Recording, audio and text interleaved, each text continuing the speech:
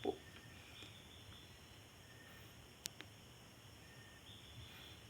Lalo po kami. Anong gagawin ko sa sarili ko kung hindi ako sumuko? Iba na nakakilala ko Angelica.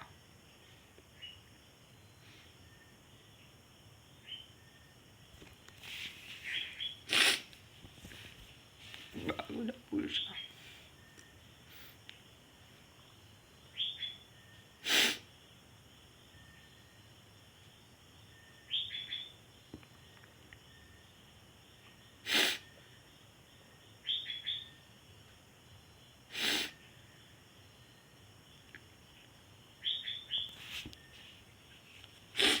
Pero binabago po niya. Akala ko magiging masaya po yung buhay ko. Wala po nung paglayo ko po. Paglayo ko nung nasa diet ako. Sakit pa rin.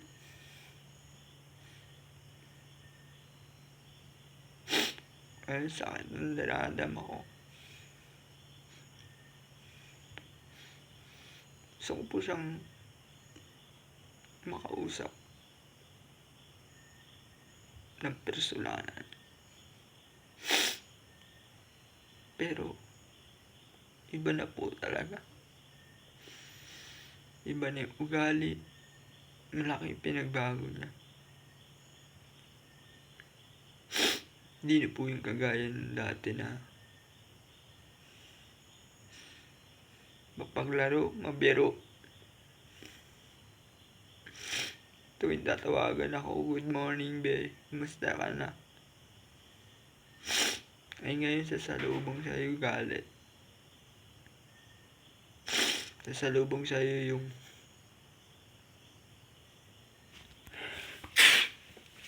sasalubong sa'yo pagkagising mo ng maaga. Ibabatiin ka ng good morning. Ngayon na po, wala na po nangyayari sa aming relasyon. Siguro pagsubok na ito ni Lord na pagsubok lamang ni binibigay niya. Layo kasi po yung distansya namin. Layo yung agwat. Hindi ko naman alam na magiging ganito ng relasyon namin dalawa. Bahala na kung sino susuko sa amin dalawa. Sa mga supporters ko na nagmamahal sa akin,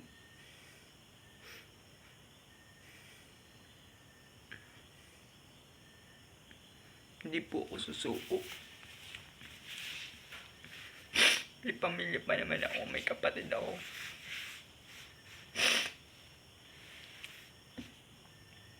Siguro, hindi po yun ang buhay kong tadhana sa aking buhay.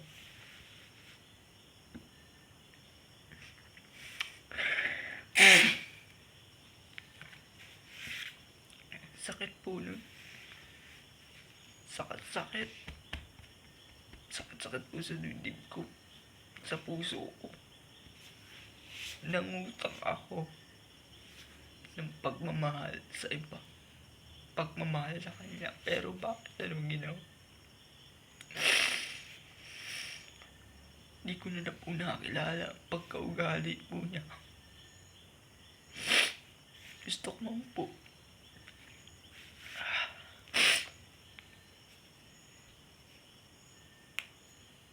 Akala ko po yung relasyon namin dalawa po tunay.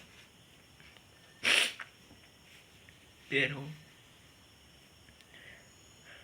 humingi ako ng sorry sa kanya pero hindi niya magawa.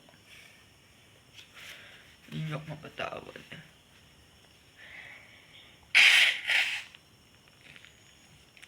Hindi po ako makatulog kasi anong oras na? Alas 12 na po. Gawa ng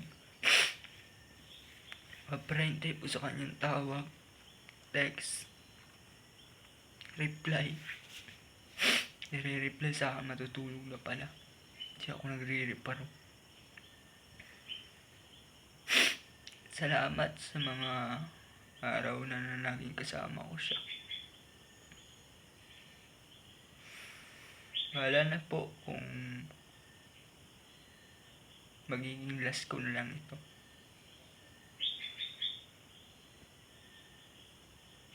Last na pagkikita namin ay 2 days, 3 days.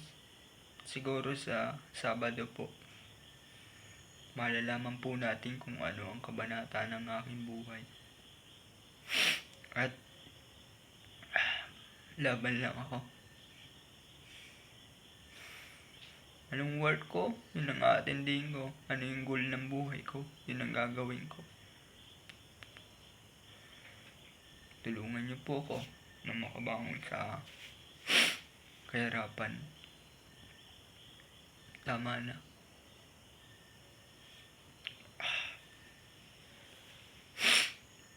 Alam ni Jesus Christ na nabubuhay pa ako.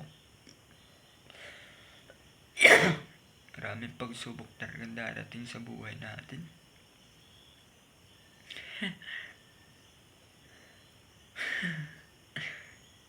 Tama na po. Tama na yun. Maging tanga-tanga, bulag-bulagan. Sakit po nun sa akin. Nagbago po ang ugali. Dati po, tatawag ako sa kanya. Kukumustahin ko, okay lang. Okay lang daw siya.